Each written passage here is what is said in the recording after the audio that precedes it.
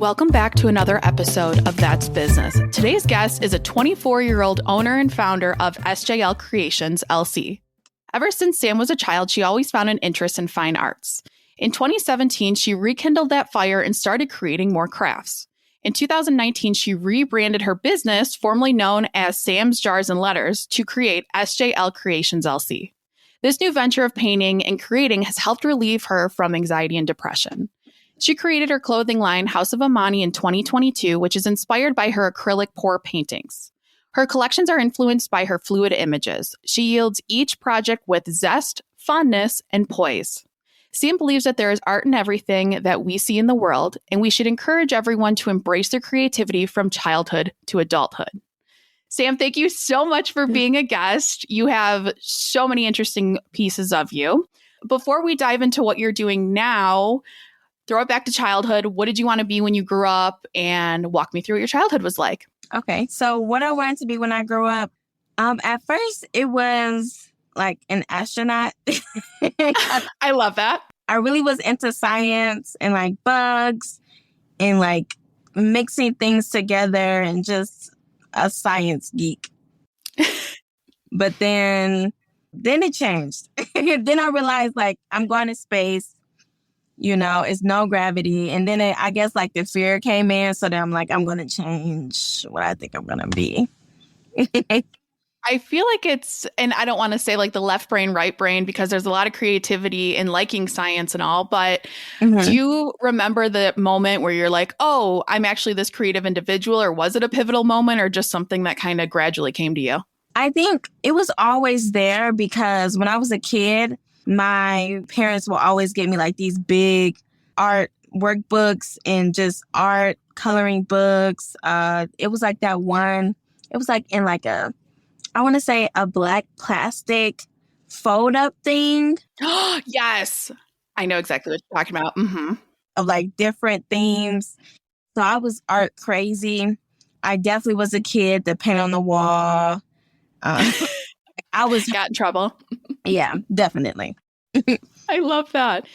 Going into high school and some of those formative years too, were you pursuing more of this artistic background in high school, or at what age do you remember it like really coming out?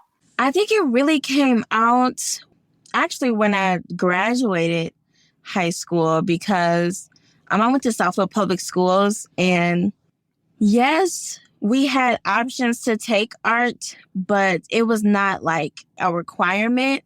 Like you can mostly choose your schedule in high school. So I was like in the acting classes or cooking or TV production, but I never did like painting, drawing, sculpting, anything like that. So it kind of was like a full 180 when I graduated high school and I started painting on my own.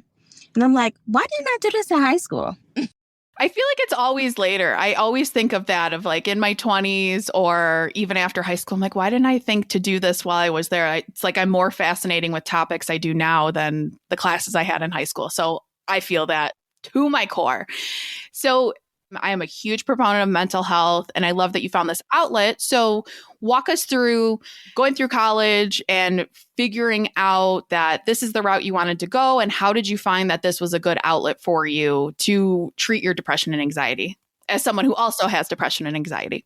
Yeah. So graduated high school, I went to AmeriCorps in CCC FEMA, which is basically, I don't know if you know about that, but it's basically like the Peace Corps, but in the United States. Okay. I traveled to Mississippi and I was there for about 3 months. And then you can go to 3 different states.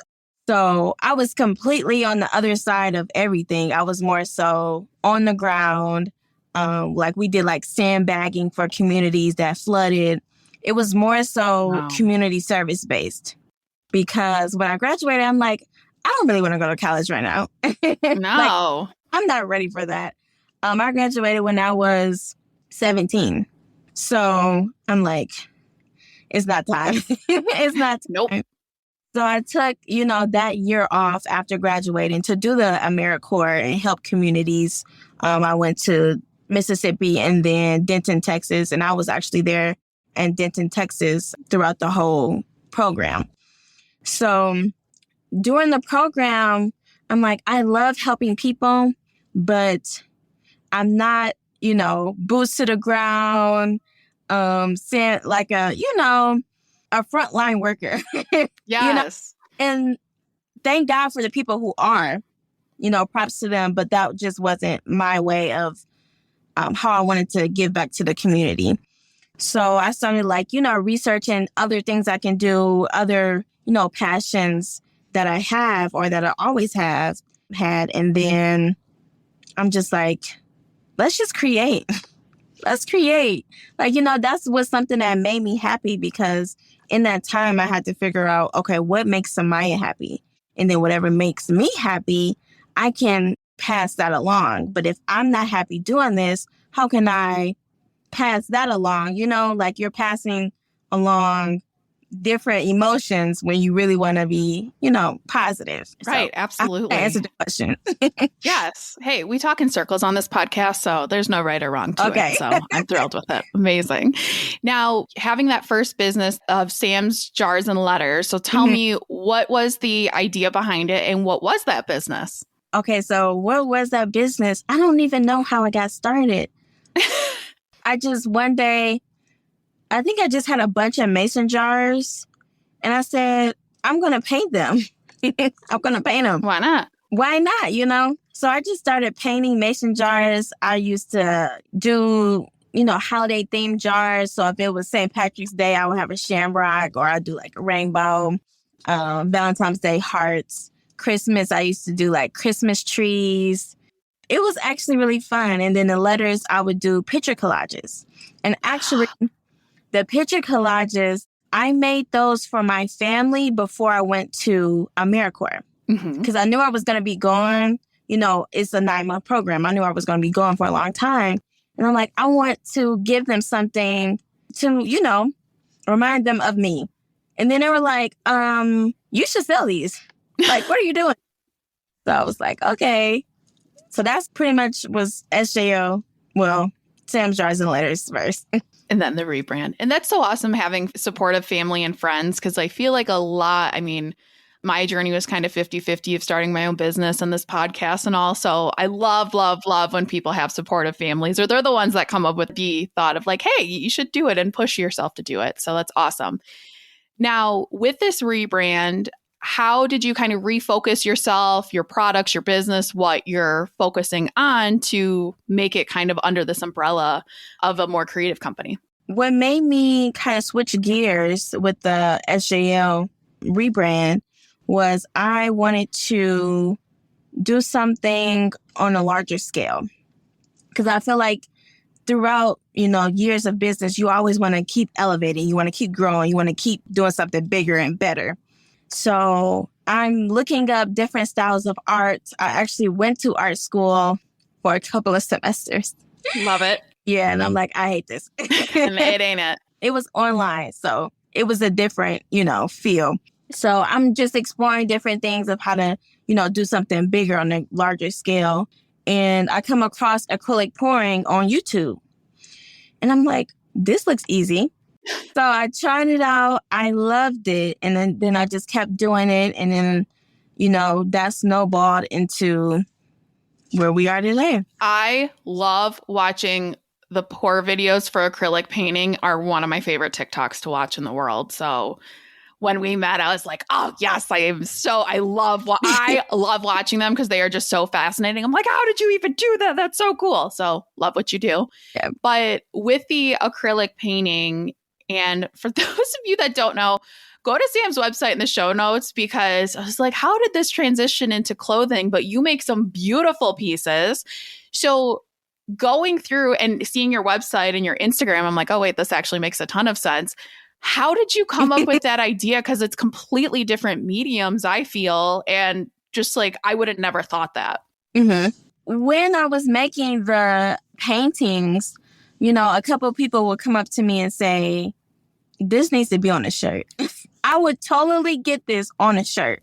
And it would mostly be my peers, because during that time I was young and, you don't really have a lot of wall space, So it was like, I will wear this instead of getting the canvas.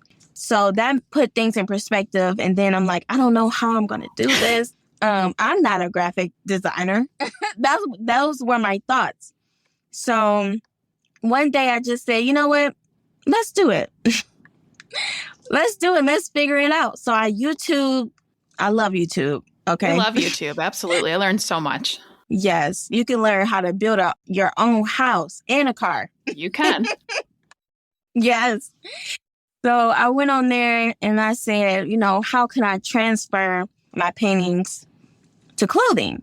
And it was a little bit more difficult because you had to have like a certain scanner and just lots of equipment was coming up. And I'm like, I don't have the money for that right now. So I went on Photoshop and then I just started creating. Like, I didn't look up how to do Photoshop, but I did take a class on Photoshop. I will say that. In college, I took a class on Photoshop. But I just started like doing it. And then I just kept doing it until it got better. Now they're on clothes. I just love your nonchalantness, or you're just like, I'm just going to figure this out. And have you always been this type of person? And the reason I say this is because I know I was my own worst enemy. I was like, I can't run a business. I can't figure this out. I can't do this. But you're just like, I'm just going to figure it out. And I love that. But what do you attribute that characteristic to? Or is that just who you are and you've always been that way, which mad props. And I'm very jealous. I don't really know. I think it didn't come from anybody I know. That's a fact. Yes. My mom is a social worker with a master's degree. My dad is a teacher with a master's degree. My brother has a master's degree. Like, we're very school oriented in my family. And when I did something completely different from everyone, it was like, oh my God, like, what is she doing? How are you going to live? Like, it was like clutching their pearls type of situation. And I don't know. I think it's really just been God, because I'm very into, Christianity and my spiritual journey.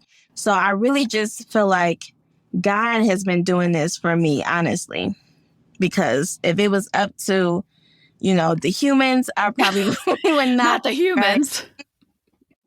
Yeah. Wow. That's awesome. Funny enough, I also was 24 when I started. Well, you were even younger. But I love that you said 24, because that's kind of like my age I was when I started my business. And I know sometimes people say like, oh, you're too young. What do you know? But in your experience, have you witnessed people that have said anything like that to you? Or what's been your experience being a young business owner with other people, or what their reactions normally are? Being a young business owner, I think it has its perks and it has its, cons. Because, you have that fresh mind of, oh, we can do anything. Yep. Like, sky's the limit, But it's also, people can treat you as if you don't know anything. The sky is definitely just the limit and you can't go over the sky, It's kind of hard to deal with those type of people who have that mindset, because I'm always going to speak positivity and affirmations over everything that I do. So I just try to, I listen to them, I hear them out, and then I say, I think I want to do something different. Sorry. And even if, I fail, it will never really be a fail, because I will be learning from that situation. It is true. And it's something I love to hear, or my favorite, because I'm a millennial and I've been told before, like, oh, these stupid millennials are the worst. And I'm like, that's hilarious because you hired a millennial, but like people complaining to me about it. But I always think about this too. It's like, what age is perfect to start a business? I mean, you're too young, you're too old, you're too what? Like, there's no perfect age. And I'm so thankful, like you said, to have started it younger, because the sky is the limit. And I feel like coming up to my 30s, I'm very much like, okay, I feel good. I know this is going to be badass and successful. We went through our growing years, and now the sky, like, there is no limit on this. So I do think there's some credibility to like young people that do start in their early 20s. It's freaking hard out here too, but Someone on a past podcast said entrepreneurship is the most ghetto thing in the world. And I swear we need to put that on a t-shirt because no truer words have been said. So coming up to this next year, I don't want to say like, what's the next year have in store? Because there's so much, but where do you hope to grow your business, whether that is in the next month, year, 10 years? Where are we going with it? I love this question. It's such a loaded question too, I know, but. Yes. Coming up in the next year, I will say this. I will be sewing my own collection. That's exciting. Yes. So I'm very excited about that. I literally just learned how to sew 2 months ago. So that will be in store. Wow. Yeah. Is this going to be partnerships or you have your own storefront? Or is it online? Like where, if people are listening, want to check out your collection when it launches? It will be online. Okay. But I am in contact with some stores. I'm about putting my stuff in their shops. Right now, my collections are in Also Vintage downtown. Mm-hmm. It's a vintage store, which I love. Don't go in there if you don't want to spend money. I know. And that's the hard part. It's like, oh, but you love that store. I'm like, I can't afford to spend money right now. I can't walk into stores. I have impulse to a T. I have the problem being a small business owner. I don't know if you feel this way too, but I'm like, I'm supporting small business. So it's fine if I drop a few $100s. Like, I love when people do that to me.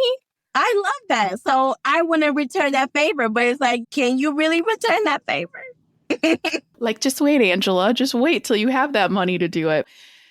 You're incredible. And I do feel, I don't know why, but I do feel the sky is the limit for you, and not to use that cheesy saying, but I mean, just the fact you taught yourself, like you're learning how to sew and you're just sewing your own collection. Like, I don't want to sit here and be like, who does that? But I mean, who does that in the best way possible of just, oh, maybe we'll do 5-year anniversary, 1-year anniversary when you're just New York Fashion Week and first and foremost out there. But you're amazing. Oh, and something we did not talk about. You're involved with Michigan Fashion Week, which how we got connected through Amanda Sweet. Thanks, Amanda. Mm-hmm. But tell me, how was that? Was this your first time, or what did you do for Michigan Fashion Week? So Michigan Fashion Week was so fun. I love Michigan Fashion Week. That was my second time in Michigan Fashion Week. And actually, Michigan Fashion Week helped me get into New York Fashion Week last year. And then also helped me get into Paris Fashion Week the beginning of this year.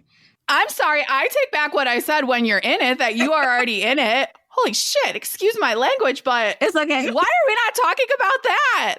Oh my gosh. We're going to work on you telling more of your story because I didn't know that, but go ahead. Sorry. It's okay. But it definitely was a great experience to have because that was my first fashion show ever. The one last year with Michigan Fashion Week. It was my first show and I was so nervous.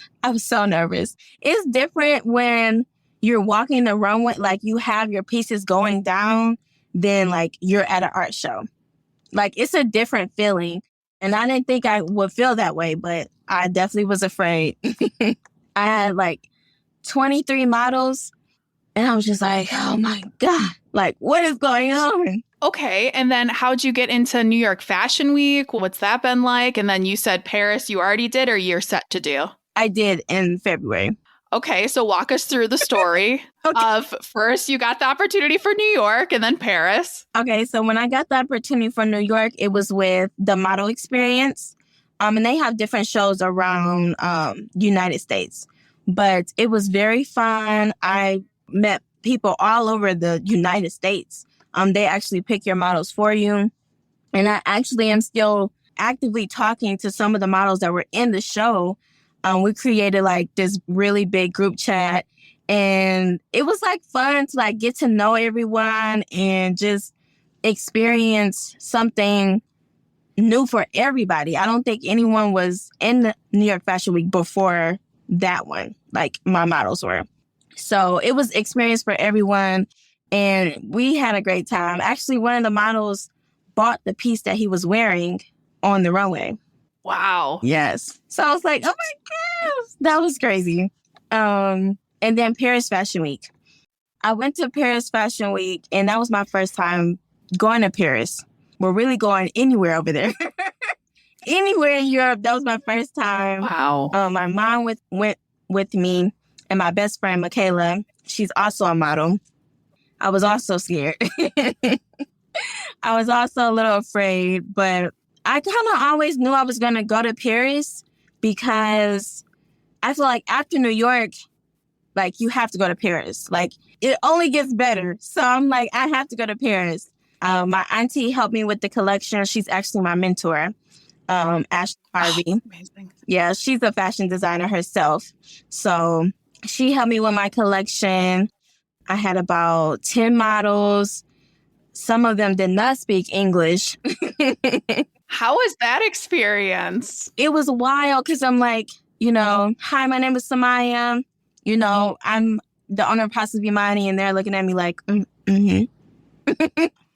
okay. Good talk. Yeah, great talk.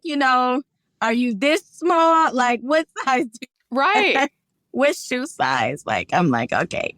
So a couple models did not speak English, but it was a great time. I had a blast. I was there for a week. The food was amazing. I'm still thinking about it. I would be too. Whew. Yeah. And it was great. It was really great. I really loved every moment of it. Yeah, we need to put that in your bio that your pieces have been featured in Michigan, New York, and Paris Fashion Week because it's kind of a big deal. So we're going to work on that after this recording. So you have a lot of exciting things. I mean, the fact that you've accomplished this much already in your career, I mean, what's the next 24 years going to be? You are going to be on billboards and you are going to be all over the world and you're already getting there. So, wow. Whew. I have so much. I'm just like blown away, like starstruck and just can't form words right now. This is amazing. But as we wrap this up, Sam, what advice do you have for listeners? Because I feel like you'll have a few pieces of advice. Of course. Okay. Number 1 is believe in yourself. Believe in yourself. That will get you through anything. Okay. Now, if you're Christian or if you practice any religion, have a relationship with, whoever you are praying to, whoever your religion is based off of. Have that relationship. Also, I do want to say, take risks. Live your life. Take risks. When I say take risks, I mean, do what you feel is best. Even if it's against the grain, even if you don't have the money, because money is very minute to the greater scheme of things. 1 minute you're up, 1 minute you're down. But that doesn't have to matter if you're putting in that work. And everybody's story is going to be different. Literally. Nobody's story is going to be the same. Oh, Samaiyah, you are incredible. This has been a blast. I can't wait to continue to watch you blow up because you clearly are going to. But for those of you listening, if you want to follow Sammy on any social media, buy from her collection, head to the show notes. And thank you again for listening to another episode of That's Business.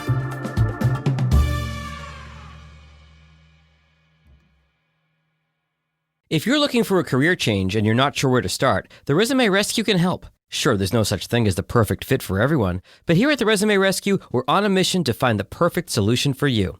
Whether it's changing careers, updating a resume, learning LinkedIn, or practicing interviewing, we have you covered. Find us online at theresumerescue.com and find all of our contact info in our show notes.